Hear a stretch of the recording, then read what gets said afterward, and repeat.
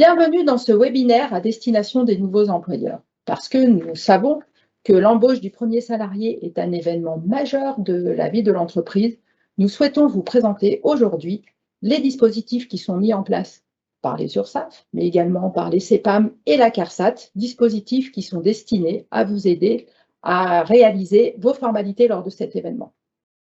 Côté URSSAF, nous proposons une offre de services dédiée pour vous accompagner dans les 12 premiers mois qui suivent l'embauche de votre premier salarié. Il s'agit de l'offre Première embauche. Nous vous invitons d'abord à suivre un petit film de présentation. On se retrouve juste après pour obtenir des informations complémentaires. Vous avez créé votre activité? Celle-ci se développe. Vous avez donc décidé d'embaucher votre premier salarié. Il vous faut désormais effectuer tous les mois les démarches administratives et déclaratives.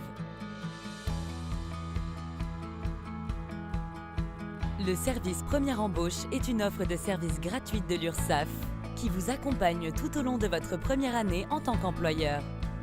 Une équipe dédiée est à votre disposition pour vous conseiller dans cette étape cruciale de votre développement et vous aider dans vos démarches administratives et déclaratives liées à l'URSSAF, que vous ayez recours ou non à un tiers déclarant.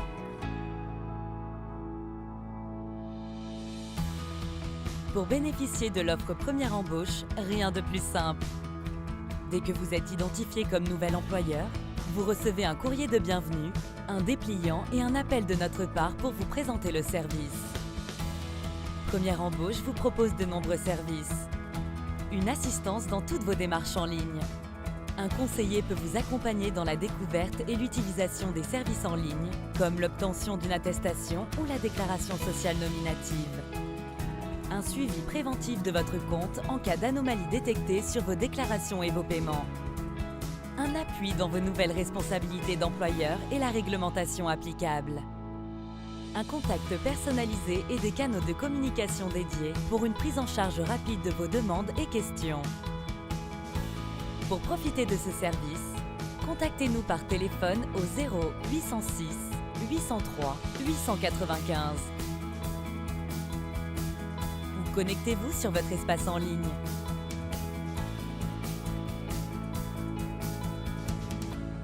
Pour plus d'informations sur le service Première embauche, rendez-vous sur www.ursaf.fr.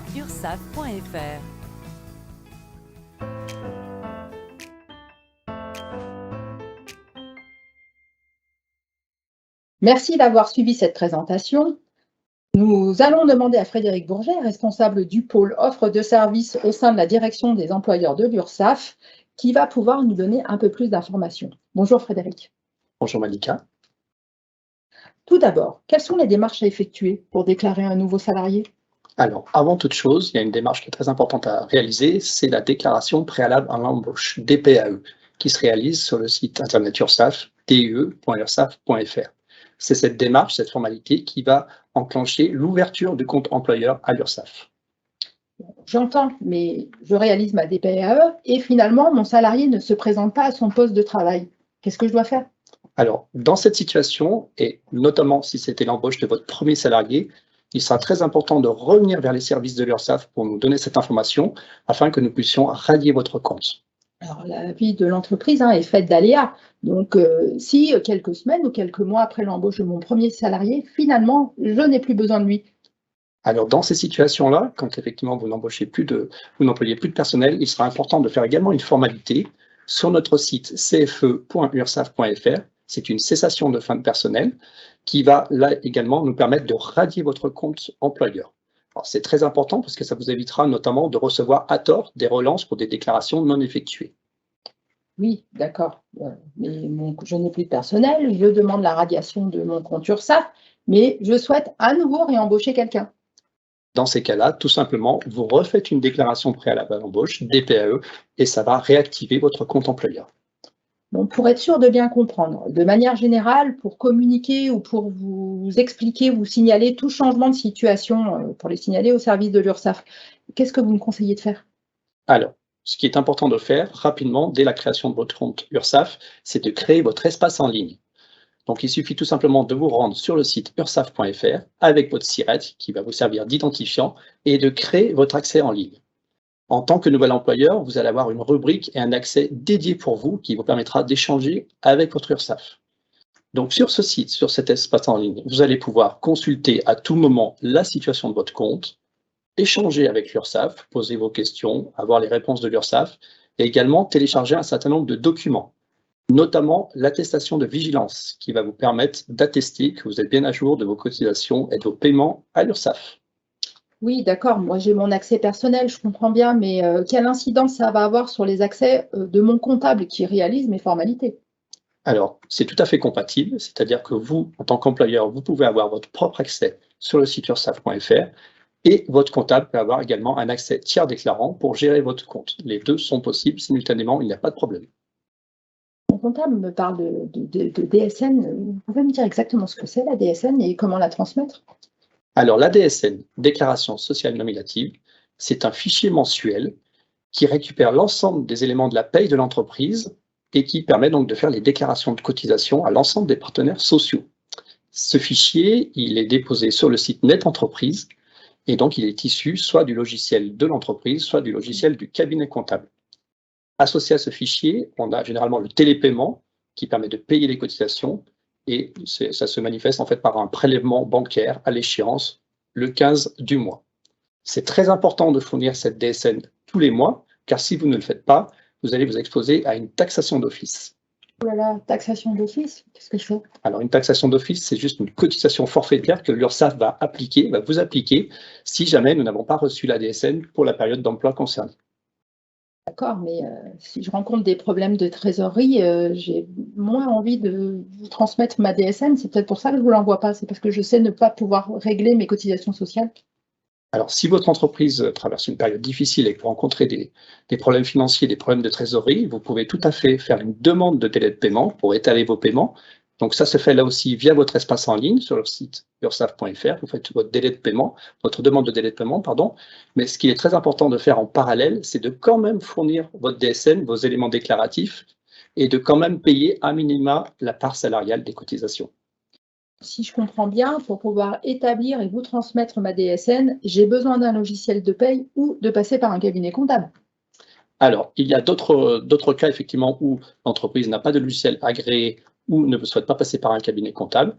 Dans ces cas-là, l'URSSAF propose des dispositifs simplifiés. Il s'agit du TES, titre emploi service entreprise, ou du CEA, chèque emploi associatif, si vous êtes une association. Dans ces deux cas, l'ensemble des formalités se réalisent en ligne sur le site ursaf.fr. Vous vous inscrivez, tous les mois, vous nous communiquez les éléments de rémunération de votre salarié, le nombre d'heures effectuées, le salaire versé, et c'est ensuite l'URSSAF qui va s'occuper de faire les bulletins de paye et les différentes déclarations à l'ensemble des organismes sociaux. Je vous invite à vous connecter sur le site ursaf.fr pour retrouver l'ensemble des éléments et des informations sur ces deux dispositifs, TES et CEA. Ok, donc ma DPAE envoyée, mon compte URSSAF créé, je me suis mis en ordre de marche pour réaliser mes déclarations mensuelles. Une fois ces formalités réalisées auprès de l'URSSAF, est-ce qu'il y a d'autres démarches à prévoir, notamment auprès de la CEPAM? Pourriez-vous m'en dire un peu plus? Bonjour, nous allons maintenant passer au volet assurance maladie. Vous employez votre premier salarié et vous aurez peut-être des démarches à faire. Donc, les informations que nous allons vous communiquer dans cette partie concernent vos obligations auprès de notre organisme. Le code du travail et la convention collective dont vous dépendez vous apporteront également toutes les informations dont vous aurez besoin dans la gestion de vos droits et ceux de votre salarié. N'hésitez pas à vous y référer. Nous allons donc aborder 4 grandes thématiques. Tout d'abord, celle de l'embauche. Ensuite, nous verrons l'arrêt maladie, puis les événements familiaux qui peuvent venir ponctuer la vie du salarié. Et enfin, nous terminerons avec le risque professionnel. Nous allons maintenant passer à notre première thématique, l'embauche de votre premier salarié et les attentes de l'assurance maladie. Vous allez être confronté à 2 types de situations. Soit votre salarié est déjà rattaché à la CEPAM, il conviendra dans cette situation de lui demander une attestation de droit à jour. Ce document est disponible sur son compte Amélie. Et si le salarié n'est pas rattaché à la CPAM? 2 possibilités peuvent se présenter. Soit il a un numéro de sécurité sociale, il doit se rapprocher de la CEPAM de son lieu de résidence pour créer son dossier, soit il n'a jamais été immatriculé, Il s'agit alors d'une personne de nationalité étrangère. Virginie, dans cette situation, est-ce que l'employeur peut faire lui-même la demande d'immatriculation de son salarié? Est-ce que tu peux nous en dire un peu plus? Bien sûr. L'assurance maladie met à disposition des employeurs un service en ligne. Il vous permet d'envoyer la demande d'immatriculation de votre salarié ainsi que les pièces justificatives. Cette démarche est 100% dématérialisée. Ce téléservice ainsi que la procédure sont disponibles sur amélie.fr, rubrique employeur.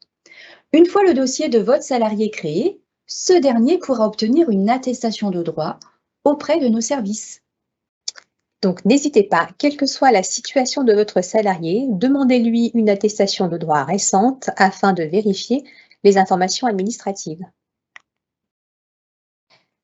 Pauline, donc, va maintenant vous présenter les démarches en cas d'arrêt maladie. Mais est-ce que le salarié a quelque chose à faire de son côté? Eh bien, bonjour tout d'abord. Et en effet, rappelons tout d'abord que le salarié est tenu de vous informer sous 48 heures de son arrêt, soit par téléphone ou par mail de préférence, bien sûr, sauf autre indication liée à votre accord d'entreprise ou convention collective. Il doit également transmettre sous 48 heures les volets 1 et 2 à la CPAM, soit par voie postale ou en le déposant dans un de nos centres. Il doit vous transmettre à vous, employeur, le volet 3 de cet arrêt. La même règle s'applique au bulletin d'hospitalisation. Votre salarié doit transmettre un exemplaire à la CPAM et un autre à vous, son employeur. Si son médecin a opté pour la télétransmission de son arrêt à l'assurance maladie?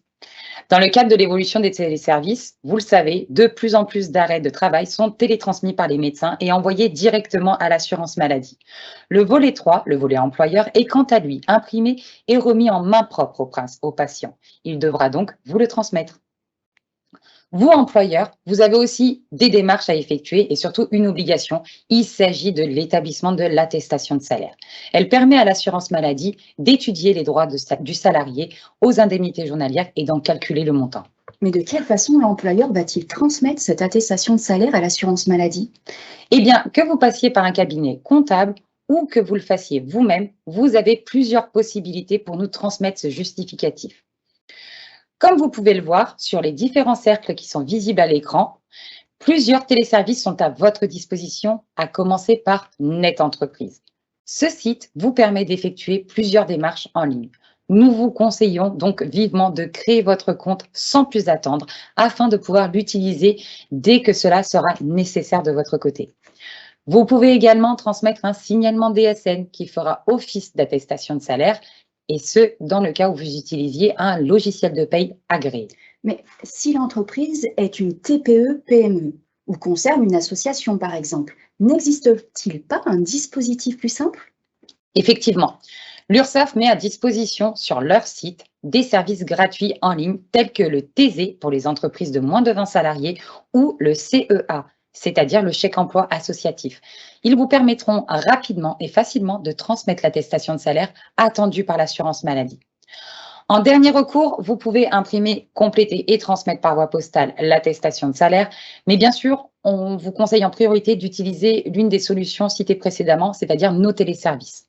Sachez également que la CPAM est présente pour vous accompagner dans ces démarches. Donc, n'hésitez pas à vous renseigner soit sur amélie.fr, soit en nous contactant directement au 36 79. La vie de vos salariés évolue en fonction de leurs événements familiaux et vous serez confronté donc à ces différentes situations. Justement, est-ce que l'employeur est impacté par ces événements? Par exemple, le mariage d'un ou d'une de vos salariés. Alors oui, afin que la remontée d'informations soit faite correctement, le dossier administratif du salarié doit être mis à jour si besoin. En cas de modification du nom d'usage, par exemple, auprès des différents organismes, la mise à jour du dossier permet de ne pas avoir d'erreur lors de la DSN mensuelle. Et pour les autres événements, je pense par exemple à l'arrivée d'un enfant. Eh bien, que ce soit pour le congé maternité, paternité, accueil de l'enfant ou d'adoption, vous devrez nous transmettre une attestation de salaire selon les procédures prévues. L'employeur ne peut pas tout retenir. Comment est-ce que nous, on peut l'aider? Alors, soyez rassurés, pour chaque situation de l'affiliation de votre salarié À vos obligations, des téléservices sont à votre disposition. Vous retrouverez toutes les informations et contacts utiles sur le site amélie.fr, rubrique Entreprise. Le site est actualisé et il vous permet de retrouver l'information utile et nécessaire si besoin. Passons maintenant au dernier point qui vous lie à l'assurance maladie. Ce sont les risques professionnels. Votre salarié vous informe être victime d'un accident sur son lieu d'activité ou sur le trajet domicile-travail. Qu'en est-il? Si l'un ou l'une de vos salariés est victime d'un accident dans l'une de ces circonstances, cet événement peut être effectivement qualifié d'accident du travail. Il pourra être couvert au titre du risque professionnel. Que doit faire l'employeur concrètement? Votre démarche en tant qu'employeur est de compléter et d'envoyer dans les 48 heures la déclaration d'accident du travail une fois ce dernier connu. Pour ce faire, le téléservice de déclaration d'accident du travail en ligne est disponible pour faciliter vos démarches. Vous serez guidé tout au long du remplissage de cette déclaration. Il vous permet ainsi un envoi sécurisé et dématérialisé directement à la CPAM de rattachement de votre salarié. Il existe un second risque. Peux-tu nous éclairer?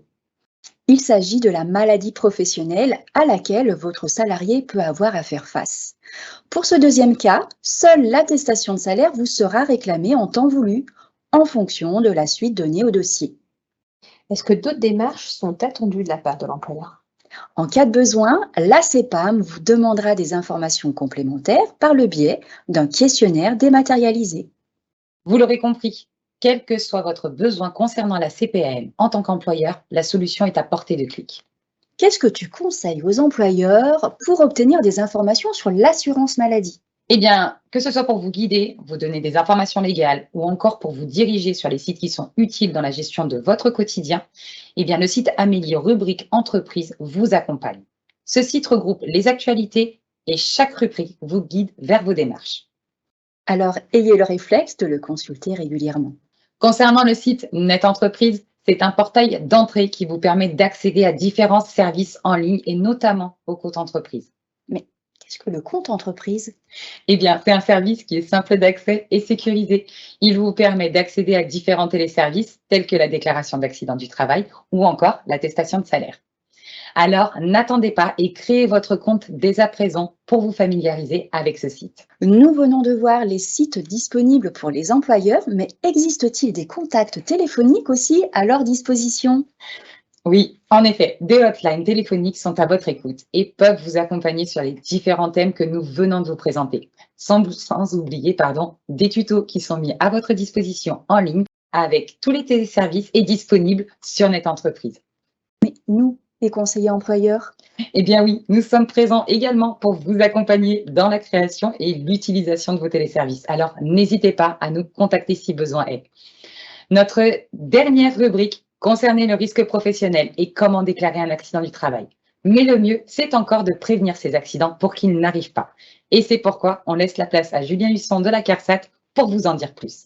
Merci Pauline. Donc dans la continuité des outils qui vous ont été présentés par mes collègues, je vais à mon tour vous parler de l'ensemble des offres de services de la CARSAT Rhône-Alpes qui sont à votre disposition pour vous accompagner sur cette étape importante que représente l'embauche de votre premier salarié. Nous allons aborder les 4 thématiques que vous avez à l'écran. Donc nous démarrerons avec le compte ATMP, préparer l'accueil de votre salarié, vous aider à réaliser votre document unique et enfin vous proposer des aides financières. Tout d'abord, ouvrir votre compte ATMP. Dans un premier temps, il faut savoir que l'embauche de votre premier salarié va générer la notification d'un taux d'accident du travail et maladie professionnelle. Ce taux permet à votre salarié d'être couvert vis-à-vis des accidents du travail et maladies professionnelles en fonction de son activité. À noter que l'ouverture de votre compte ATMP est une obligation réglementaire depuis le 1er janvier 2022. Alors, à quoi il vous sert ce compte ATMP? Eh bien, il vous sert à avoir des accès de services en ligne, donc bien évidemment fiable et sécurisé. Il vous permet d'accéder à cette fameuse notification de taux ATMP pour votre entreprise. Il vous permet de demander une subvention prévention, thématique qu'on aborderons un petit peu plus tard à la suite de ce webinaire. Et enfin, il vous permet également de télécharger l'attestation de vos indicateurs des risques professionnels, un document qui vous est demandé et qui est nécessaire pour répondre à un marché public. Comment on fait pour ouvrir son compte ATMP? Dans un premier temps, on s'inscrit sur le portail Net Entreprise et ensuite on sélectionne le compte ATMP et on renseigne tous les éléments nécessaires bien évidemment pour s'y inscrire. Pour plus d'informations, je vous invite à vous rendre sur le site amélie.fr rubrique entreprise. Préparez l'accueil de votre salarié. Avant de vous présenter les outils d'accompagnement sur le thème de la prévention, on va s'arrêter quelques instants sur 2 chiffres. Le premier, 25%. 25%, c'est-à-dire un quart des accidents du travail qui concernent des salariés ayant moins d'1 an d'ancienneté au poste. Ensuite, 15%. 15%, c'est près de 15% des accidents graves et mortels qui surviennent au cours des 3 premiers mois qui suivent l'embauche du salarié. C'est la raison pour laquelle il est important de transmettre les principes essentiels de santé et de sécurité au travail pendant la période d'accueil d'un nouveau salarié, afin de réaliser au mieux l'adaptation et l'intégration de sa prise de poste et de ses conditions de travail. Pour ça, le tutorat est une solution efficace et un investissement sur la durée. Dans ce cadre-là, la CARSAT Rhône-Alpes vous accompagne dans cette démarche, car il est de la responsabilité de l'employeur d'assurer la protection et la santé de ses salariés. Alors, on va démarrer avec le cahier de l'accueillant. Donc, c'est un cahier qui est adapté pour vous dans l'accueil des nouveaux embauchés. L'objectif, c'est de mettre en place concrètement un accueil dans l'entreprise et au poste de travail. Donc, ce document, il se présente les enjeux de l'accueil des nouveaux arrivants dans l'entreprise et propose des solutions concrètes pour garantir la bonne intégration des salariés nouvellement embauchés. Pour synthétiser, le cahier de l'accueillant est organisé autour de 2 thématiques. Dans un premier temps, vous avez l'accueil général, donc avec la connaissance par exemple du règlement intérieur ou la visite des locaux. Et ensuite, on va s'intéresser sur l'accueil au poste, avec la présentation du poste et des situations dangereuses du poste de travail. Vous avez également à votre disposition la formation en e-learning sur le site de l'INRS, Acquérir les bases en prévention des risques professionnels. L'objectif de cette formation, c'est d'acquérir des connaissances des bases en santé et sécurité au travail et de s'initier à des démarches de prévention des risques professionnels. Le plus de cette formation, car on sait que votre temps est compté, qu'on n'a pas forcément le temps de suivre un webinaire dans sa globalité, si celui-ci est plutôt long, c'est qu'il est réparti en 4 modules de 2 heures qui est adaptable à votre rythme. Enfin, pour aller plus loin, la CARSAT vous propose chaque année une offre de formation complète en prévention sur les risques professionnels. Je vous invite à vous rendre sur notre site www.carsat-ra.fr pour consulter le catalogue. Autre outil à votre disposition pour préparer l'accueil de votre salarié, l'outil TutoPrève Accueil, qui est un outil pédagogique pour les tuteurs en version interactive ou imprimée. Il est disponible pour 12 secteurs d'activité. Conçu sous la forme de planches illustrant des situations de travail, TutoPrève Accueil permet au tuteur d'identifier les connaissances du nouvel arrivant et de repérer les domaines où l'acquisition de connaissances complémentaires est nécessaire. Le nouvel arrivant, lui, doit repérer ces situations à risque et trouver les mesures de prévention appropriées pour éviter les accidents du travail. Le lien sur chaque métier, vous les avez en bleu dans la liste des activités concernées, permet d'accéder à l'outil TutoPrève sur le site de l'INRS. J'attire votre attention sur le travail de bureau. Oui, le travail de bureau, malgré les préjugés, peut générer des risques d'accidents du travail. Pour illustrer une de ces planches, je vais me tourner vers Pauline pour voir si elle a les compétences requises en termes de santé et de sécurité. Pauline, est-ce que tu pourrais me traduire, à ta façon bien évidemment, ou identifier une problématique de prévention sur la planche que tu as à l'écran? Eh bien oui, Julien. Pour moi, je pense qu'il y a un problème avec le salarié qui est sur la toiture en train de travailler et qui, il me semble, n'est pas accroché. Alors c'est une réponse recevable, bravo, et sans tricher, mais même si cette réponse est recevable, il faut savoir que les mesures de protection individuelle, bien évidemment, elles sont importantes, mais ici, en termes de prévention, il faut raisonner en termes de protection collective. Donc dans cette situation, tu as raison, il y a bien une problématique individuelle, mais cette situation de travail en hauteur, avec la pose d'un garde-corps, il me semble que ça serait beaucoup plus efficace pour le salarié qui peut être susceptible de tomber, mais aussi pour ses collègues qui travaillent en dessous, donc avec un risque de chute de personne ou même un risque de chute d'objet. Nous allons nous intéresser maintenant à comment réaliser votre document unique. La CARSAT vous accompagne sur la réalisation de ce document. Donc pour rappel, l'employeur a l'obligation de réaliser une évaluation des risques pour la santé et la sécurité de ses salariés. Dans un premier temps, il faut faire un état des lieux des risques présents dans l'entreprise, définir les postes sur lesquels agir, et en fonction de ces postes, mettre en place un plan d'action pour améliorer les situations de travail. Il est tenu de formaliser un document unique constitué des résultats de cette évaluation et de mettre en place donc un plan d'action pour prévenir les risques identifiés. Ce document unique doit être révisé chaque année et mis à disposition du personnel. Il constitue une étape initiale de toute démarche de prévention en santé et sécurité au travail. Alors, comment on va venir vous aider à réaliser ce document unique? Pour cela, il existe 3 outils. Le premier, Mondoc Unique, pour le secteur du BTP. Mondoc Unique est un outil de l'OPP-BTP, organisme professionnel de prévention du BTP. Pour les autres secteurs, OIRA est une plateforme technique mise à disposition des pays partenaires par l'Agence européenne pour la sécurité et la santé au travail. Pour la France, les outils OIRA sont hébergés sur le site de l'INRS qui les a développés avec l'assurance maladie, risque professionnel et les organisations professionnelles. Son approche métier, elle permet de s'en servir facilement sans avoir de compétences particulières en prévention. Donc tout employeur peut le faire lui-même. OIRA est un outil spécifique pour les TPE, bien évidemment gratuit et disponible en ligne pour 38 métiers. Vous avez aussi un outil OIRA générique pour les autres métiers. Enfin, pour toutes les entreprises, il existe l'outil Faire le point RPS. C'est une application d'aide à l'évaluation des risques psychosociaux comme le stress, le harcèlement ou la violence pour les TPE, qui est également disponible sur le site de l'INRS. Cet outil permet de s'interroger sur la présence ou non de facteurs de risque psychosociaux et de les faire évaluer. Ensuite, comment on peut vous accompagner financièrement sur des stratégies de prévention? On tient à votre disposition ce qu'on appelle les subventions prévention qui sont disponibles pour toutes les entreprises qui ont un effectif compris entre 1 et 49 salariés.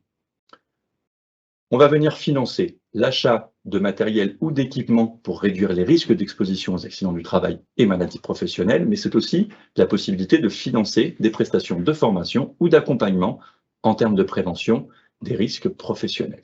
Je vous invite à consulter la liste et les conditions d'attribution sur le site de la CARSAT Rhône-Alpes.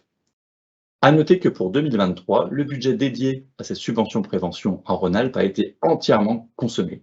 L'offre 2024 sera accessible à partir de janvier prochain. Vous pouvez vérifier à tout moment dans l'année la disponibilité budgétaire des subventions de votre région sur votre compte AT-MP disponible sur Net Entreprise. Enfin, pour garder le contact, je vous invite à vous abonner à la newsletter 3 minutes entreprises pour rester informé sur nos services et notre actualité. Nous avons également à votre disposition 3 sites de référence, 2 sites nationaux avec amélie.fr rubrique entreprise et le site de l'INRS.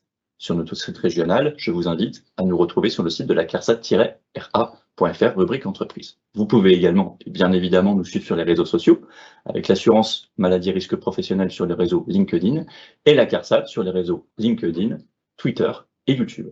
Enfin, un numéro unique pour pouvoir nous joindre pour les entreprises, le 36 79. Je vous remercie de votre attention et vous souhaite une très bonne journée.